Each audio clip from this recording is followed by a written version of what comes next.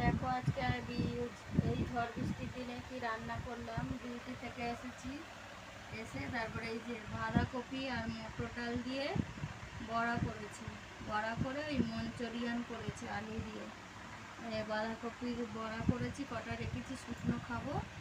আর এই পটল ভাজা করেছি, বেগুন ভাজা করেছি, গন্ধলেবু কেটেছি, এই যে ভাতের সাথে গন্ধলেবু, এই যে আর এই যে বাঁধাকপির মঞ্চুরিয়ান এই দিয়ে করেছি। বাঁধাকপি মটর ডাল ভিজিয়ে আদা কাঁচা লঙ্কা জিরে দিয়ে পেস্ট করে তারপরে এটাকে মশলা দিয়ে কষিয়ে আলু ভেজে মশলা দিয়ে কষিয়ে গ্রেভিটা বানিয়ে ওর মধ্যে ঝোলটা দিয়েছি।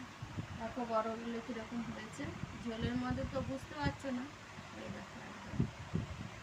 আর এই যে মুগ ডাল করেছি আজকে নিরামিষ, কুমড়ো দিয়ে মুগ ডাল করেছি আর গন্ধ লেবুর সাথে। কে খাবে বন্ধুরা, চলে আসো।